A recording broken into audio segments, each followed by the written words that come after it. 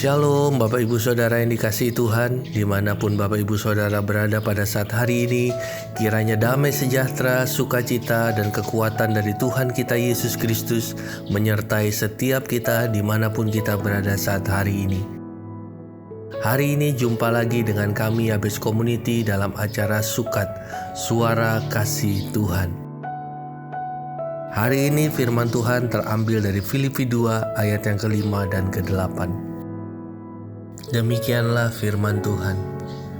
Hendaklah kamu dalam hidupmu bersama menaruh pikiran dan perasaan yang terdapat juga dalam Kristus Yesus, yang walaupun dalam rupa Allah tidak menganggap kesetaraan dengan Allah itu sebagai milik yang harus dipertahankan, melainkan telah mengosongkan dirinya sendiri dan mengambil rupa seorang hamba dan menjadi sama dengan manusia. Dan dalam keadaan sebagai manusia, ia telah merendahkan dirinya dan taat sampai mati, bahkan sampai mati di kayu salib. Saudara-saudaraku yang dikasihi Tuhan, konsep gambar diri setiap orang dibangun dari apa yang dilihatnya, didengarnya, dan dialaminya sejak masa kanak-kanak. Padahal itu semua belum tentu membawanya kepada gambar diri yang dikehendaki Tuhan. Bukan hanya pengalaman yang menyakitkan atau negatif saja yang dapat merusak gambar diri, tetapi pengalaman hidup yang serba nikmat dan nyaman pun dapat memicu kerusakan gambar diri seseorang. Keadaan nyaman, terhormat, kaya, dan diberkati tak jarang mengakibatkan seseorang jadi lebih sukar masuk ke dalam kerajaan sorga.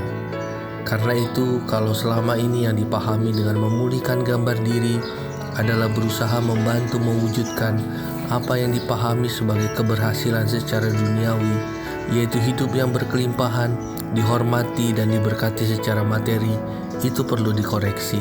Sebab keadaan itu bukan berarti orang semakin menemukan gambar dirinya. Sebaliknya, ia semakin tersesat, jauh dari peta gambar diri yang Tuhan kehendaki. Ada dua macam gambar diri, yaitu gambar diri secara umum dan gambar diri secara khusus. Gambar diri secara umum artinya gambar diri yang mengacu untuk menjadi manusia yang dikehendaki Allah. Dalam hal ini Tuhan Yesus sebagai teladannya, sehingga kita harus mengenakan pikiran dan perasaan Kristus. Untuk ini Injil harus dibedah dan digali untuk menemukan gambaran yang jelas, seperti apakah manusia yang dikehendaki oleh Bapa itu. Dalam hal ini semua orang percaya memiliki peta gambar diri yang sama, mengacu kepada pribadi Tuhan Yesus Kristus. Ini bisa disebut landasan utama gambar diri untuk semua orang percaya. Sementara gambar diri secara khusus artinya kehendak Tuhan kepada masing-masing individu, yaitu menjadi sosok pribadi macam apakah masing-masing individu itu. Dalam hal ini setiap orang memiliki gambar diri yang berbeda-beda. Setiap orang memuat atau memikul rencana Allah secara unik dan istimewa. Setiap manusia dirancang Tuhan secara khas, unik dan luar biasa. Tidak ada dua orang yang sama keberadaannya.